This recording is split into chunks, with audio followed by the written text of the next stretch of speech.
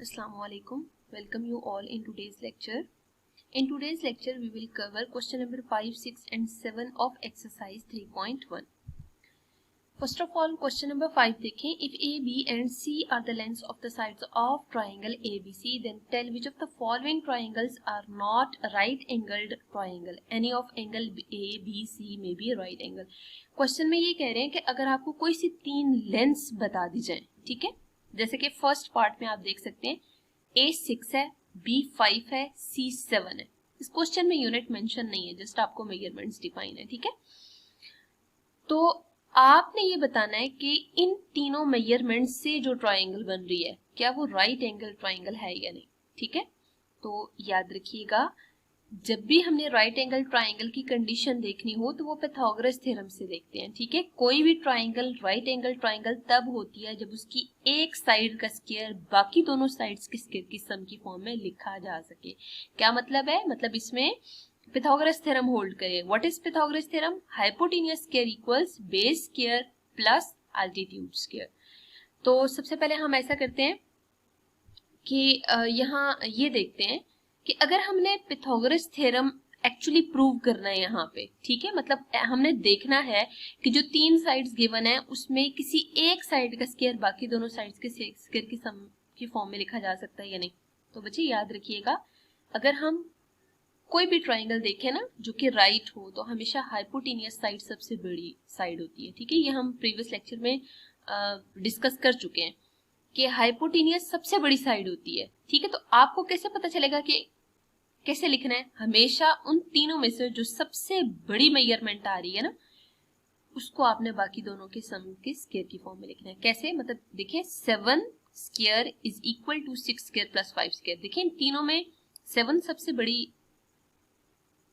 Actually measurement है ना, तो 7 square equal 6 square plus 5 square. अब इसको जरा सॉल्व करके चेक करते हैं. 7 square is 49, 6 square is 36, 5 square is 25. तो अब जरा इन दोनों टर्म्स को ऐड करें. आंसर क्या आ रहा है? 61. क्या 7 का स्क्वायर इन दोनों के स्क्वायर की सम की फॉर्म में लिखा जा सकता है? नो. क्यों? क्योंकि इसका आंसर 61 आ रहा है और 7 स्क्वायर का आंसर 49.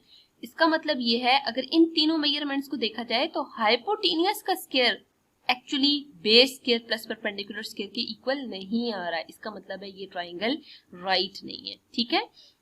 तो याद रखिएगा, जब भी हमने राइट एंगल्ड ट्राइंगल बताना है कि मेजरमेंट से कि क्या ये राइट एंगल ट्राइंगल है या नहीं, तो हमेशा याद रखिएगा किसी एक साइड के स्क्वायर को अगर हम बाकी दोनों के स्क्वायर की सम की फॉर्म में लिख सकें तो वो राइट एंगल ट्राइंगल होगी, अदरवाइज नॉट. तो यहाँ पे कौन सी साइड को एक्चुअली आपने बाकी दोनों के स्क्वायर की सम की फॉर्म में लिखना है? जो सबसे बड़ी साइड आ रही होगी, ठीक है ना. तो ये हिंट याद रखिएगा, सबसे बड़ी साइड को आपने चेक करना है कि उसका स्क्वायर बाकी दोनों के स्क्वायर के सम की फॉर्म में लिखा जा सकता है या नहीं. जी लास्ट पे आप लिखे हैं 6, 5 and 7 are not lengths of sides of right angle triangle. Next देखें सेकेंड पार्ट. अब देखिए सेकेंड पार्ट में दिस इज 8, दिस इज 9 और ये 145 है. स्क्वायर रूट 145 को जरा आप कैलकुलेटर पे वैसे चेक कर लें तो वो 8 और 9 से हमेशा बड़ा आएगा, ठीक है. इसका मतलब है सबसे बड़ी टर्म यहाँ पे क्या आ रही है? Square root of 145. तो आप क्या करेंगे? स्क्वायर रूट ऑफ 145 के स्क्वायर को लिखें, वो इक्वल है 8 स्क्वायर प्लस 9 स्क्वायर के. अब जरा हम इसको सॉल्व करते हैं. स्क्वायर रूट कैंसिल हो जाएंगे, answer 145. 8 square is 64, 9 square is 81.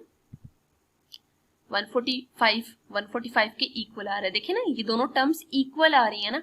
अगर ये इक्वल है it means 8, 9 and square root of 145 are lengths of sides of right angle triangle.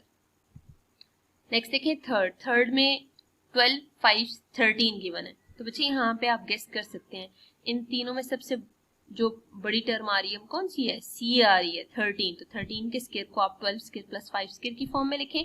13 square is 169, 12 square is 144 and 5 square is 25. दोनों को जरा ऐड करें, यहाँ भी 169 है, यहाँ भी 169 है, ये दोनों इक्वल है. It means 12, 5 and 13 are lengths of sides of right angle triangle. अब देखिए क्वेश्चन नंबर 6 में आपसे ये कहा जा रहा है कि अगर हम एक राइट एंगल ट्राइंगल लेते हैं capital A, capital B, capital C with hypotenuse C it means इस क्वेश्चन में डिफाइंड है कि हाइपोटेनियस सी है and sides A B, find unknown length. आपने अननोन लेंथ फाइंड करनी है। अननोन लेंथ का मतलब है इन तीनों में से ए बी सी में से जो भी अननोन होगा, ठीक है। अब हम ऐसा करते हैं, फर्स्ट पार्ट स्टार्ट करते हैं। ए 60 सेंटीमीटर है, सी 61 है, बी क्वेश्चन मार्क, ठीक है। तो सबसे पहले ना हम ये जो ट्रायंगल हमने ड्रॉ किया है, इस ट्रायंगल में capital A, capital B, capital C mark कर लेते हैं, ठीक है। These are vertices of triangle. Next आप कैपिटल ए के ऑपोजिट साइड पे स्मॉल ए, कैपिटल बी के ऑपोजिट साइड पे स्मॉल बी और कैपिटल सी के ऑपोजिट साइड पे स्मॉल सी लिखें। अब देखिए इस क्वेश्चन में गिवन था C is a hypotenuse. It means अगर आप इसी राइट एंगल ट्रायंगल पे पाइथागोरस थ्योरम लगा के देखें तो क्या होना चाहिए, हाइपोटेनियस के स्क्वायर को बाकी दोनों साइड्स के स्क्वायर की फॉर्म में लिखते हैं ना, तो सी square equals a square plus B square. तो मतलब पाइथागोरस थ्योरम आपके पास ये होल्ड करेगा इसमें। अब हम ऐसा करते हैं, क्वेश्चन में गिवन डाटा लिखते हैं। ए 60 है, बी हमने फाइंड करना है, सी 61 है। By using Pythagoras theorem h square equals b square plus a square, ये जो मैंने लिखा है ना, h stand for hypotenuse, b stand for base, a stand for altitude, ठीक है। c square equals a square plus b square, c की जगह c की वैल्यू, a की जगह a की वैल्यू, b की जगह आप as it is b put करें। अब 61 का स्क्वायर 3721 आ रहा है, 60 स्क्वायर 3600 आ रहा है और b स्क्वायर हमने फाइंड करना है। b स्क्वायर को अलग कर लें, 3600 को आप दूसरी साइड ले जाएं, इन दोनों को माइनस करें, 121 आ रहा है क्योंकि हमने b की वैल्यू निकालनी है, तो b के ऊपर स्क्वायर मौजूद है। Square and square roots are opposite to each other. इसका मतलब है कि आप दोनों साइड पे क्या लेंगे, स्क्वायर को खत्म करने के लिए स्क्वायर रूट अप्लाई करें, तो स्क्वायर रूट ऑफ 121 का आंसर 11 होता है। इट मींस b की वैल्यू 11 सेंटीमीटर आ रही है। यूनिट आप लोगों ने मस्त लिखना है, ठीक है। मेजॉरिटी ऐसा होता है कि आप यूनिट्स नहीं लिखते, जिसकी वजह से हमेशा आपका 0.5 मार्क्स डिडक्ट हो जाते हैं। तो कोशिश करें जब भी आप कोई भी मेजरमेंट करें, अगर उस क्वेश्चन में यूनिट डिफाइंड है तो आप लास्ट पे लाजमी उस क्वांटिटी के साथ लिखें, ठीक है। देखिए मैंने यहाँ पे 60 सेंटीमीटर 61 सेंटीमीटर था, तो मैंने यहाँ कहीं पे भी नहीं लिखा। आपको यहाँ पे लिखने की जरूरत नहीं है, लेकिन ये याद रखें लास्ट पे जहाँ पे आपने अननोन फाइंड कर लिया वहां पे यूनिट मस्ट लिखें। सेकंड देखें, a equals 5/12 centimetre, c equals 13/12 centimetre, b की वैल्यू आपने फाइंड करनी है। अगेन बच्चे क्या करेंगे, पाइथागोरस थ्योरम लगाएंगे। यहाँ पे देखें b अननोन है, b को अलग कर लें, आपके पास ये आंसर्स आ रहे हैं। तो 13/12 का होल स्क्वायर 169/144 आ रहा है, 5/12 का होल स्क्वायर 25/144 आ रहा है। इसको इस साइड ले आए, दोनों को माइनस करेंगे क्योंकि बेसिस सेम है इनके, सॉरी डिनोमिनेटर सेम है, तो न्यूमरेटर्स को डायरेक्ट माइनस कर दें। आंसर आपके पास 144/144 आ रहा है, दोनों कैंसिल हो जाएंगे, आंसर विल बी 1। क्योंकि b स्क्वायर की वैल्यू 1 है, आपने b की वैल्यू निकालनी है, दोनों साइड पे स्क्वायर रूट अप्लाई करें, स्क्वायर रूट से कैंसिल हो जाएगा, b का आंसर 1 सेंटीमीटर आएगा। थर्ड पार्ट देखें, b 10 मीटर है, a 4 स्क्वायर रूट 5 मीटर है, c की वैल्यू आपने फाइंड करनी है। आपको क्वेश्चन में गिवन है, तो बच्चे देखें क्योंकि फेडरल बोर्ड में ई शीट्स पे आप लोगों ने करना होता है, तो अब हम कोशिश करेंगे कि 8 के लेक्चर्स में ही प्रैक्टिस करेंगे कि किन टर्म्स को हम एक लाइन पे लिख सकते हैं, क्योंकि वहां पे गिवन स्पेस में ही सोल्यूशन कंप्लीट करना होता है, ठीक है। तो देखें ये डाटा जो गिवन है ना, मैंने इसको एक ही लाइन पे लिख दिया है, इससे कोई फर्क नहीं पड़ता, बस ये है कि कॉमास से सेपरेट कीजिएगा। फिर आपने पाइथागोरस थ्योरम लगाना है, सी स्क्वायर इक्वल ए स्क्वायर प्लस बी स्क्वायर, ए की जगह ए की वैल्यू, बी की जगह बी की वैल्यू पुट करें। अब बच्चे this is very very very important, majority आप इस स्टेप पे मिस्टेक करते हैं, ठीक है। मुझे ये बताएं, क्या आप छोटी क्लासेस में पढ़ चुके हैं कि ए बी का होल स्क्वायर किसके इक्वल होता है? ए पे अलग से हम स्क्वायर लगाते हैं और बी पे हम अलग से स्क्वायर लगाते हैं, ऐसे ही है ना। तो मुझे ये बताएं कि 4 स्क्वायर रूट ऑफ 5 गिवन है, इसका होल स्क्वायर अप्लाई करना है। टर्म्स यहाँ पे दो आ रही है ना, वो जो दो टर्म्स आ रही हैं, आप जरा उन दोनों टर्म्स पे अलग अलग स्क्वायर अप्लाई करें। ये देखें ये 4 है, 4 पे भी स्क्वायर अप्लाई करें, स्क्वायर रूट 5 पे भी स्क्वायर अप्लाई करें, ठीक है। तो ये स्क्वायर रूट कैंसिल हो जाएंगे, answer will be 5। 4 square is 16, 16 को 5 से मल्टीप्लाई करें, आंसर विल बी 80। 100 में ऐड करें 180 आंसर आएगा। 180 सी स्क्वायर की वैल्यू है, आपने सी की वैल्यू निकालनी है, दोनों साइड पे स्क्वायर रूट अप्लाई करें, तो सी का answer square root of this आएगा। ये देखिए प्राइम फैक्टराइजेशन मैंने सामने की है। अब ये दोनों टर्म्स इसके रूट के साथ कैंसिल होके बाहर आ जाएंगी। 3 2 जा 6, 6 के रूट 5 मीटर आंसर आ रहा है। फोर्थ पार्ट देखें, बी की वैल्यू 5 डेसीमीटर है, ए 5 के रूट 7 डेसीमीटर है, सी की वैल्यू आपने फाइंड करनी है।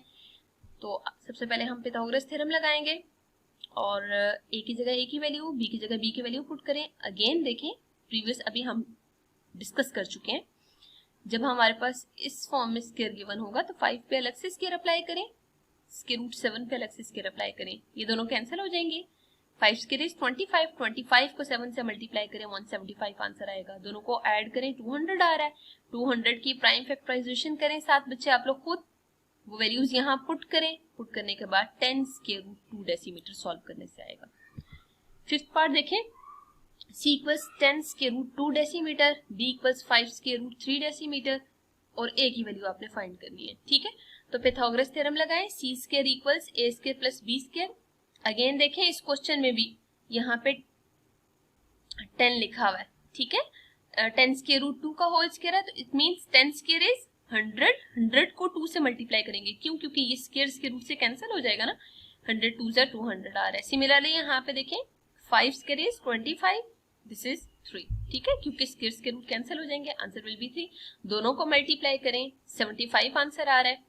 अब आपने ए स्क्वायर को सेपरेट करना है, तो 75 को इस साइड ले आए, 200 माइनस 75 इज 125। ठीक है, यहाँ लिख लें 125 equals a square.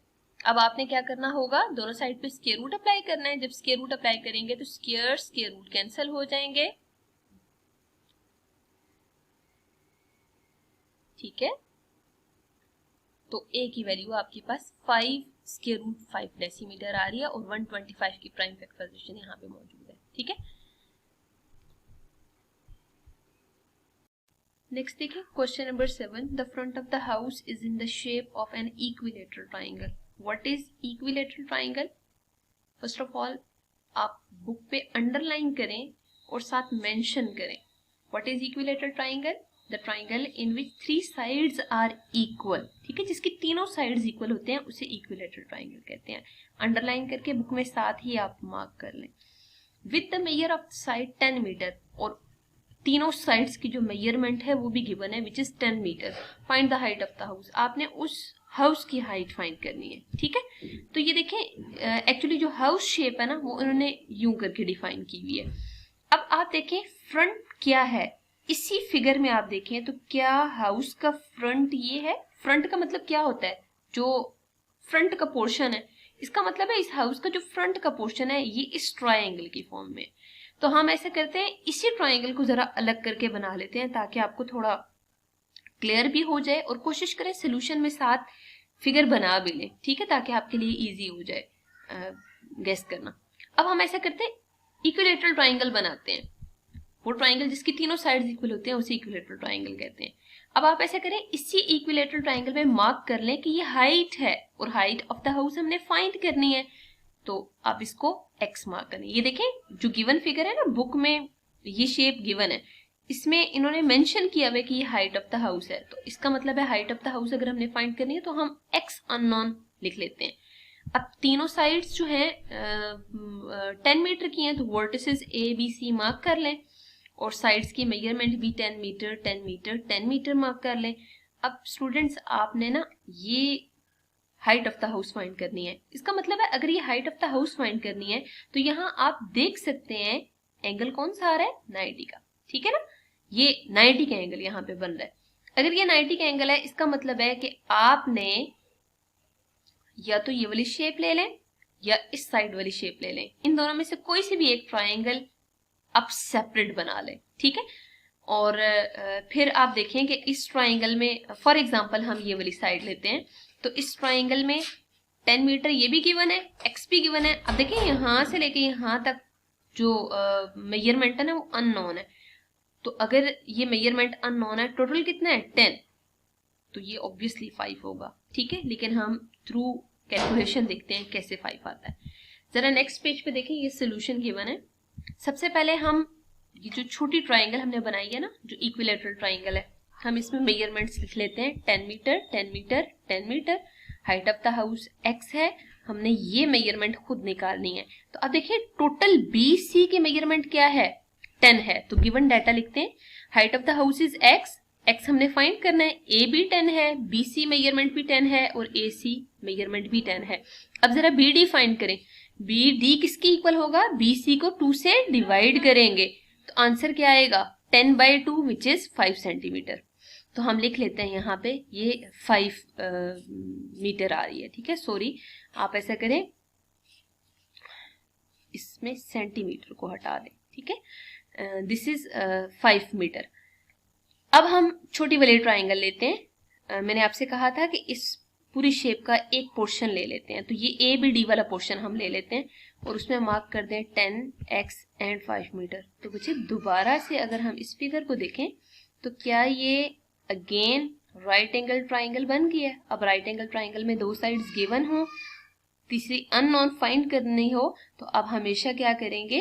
Question number 5 वाले मेथड से प्रॉपर सोल्यूशन करेंगे। तो आप क्या करेंगे? सबसे पहले पाइथागोरस थ्योरम लगाएंगे। पाइथागोरस थ्योरम के अकॉर्डिंग हाइपोटेन्यूज का square base square plus altitude square के इक्वल होगा। What is hypotenuse here? 90 के ऑपोजिट साइड हाइपोटेन्यूज होती है, तो हाइपोटेन्यूज 10 है, बेस 5 है, एल्टीट्यूड हमने फाइंड करना है, इसकी जगह एक्स स्क्वायर लिखें।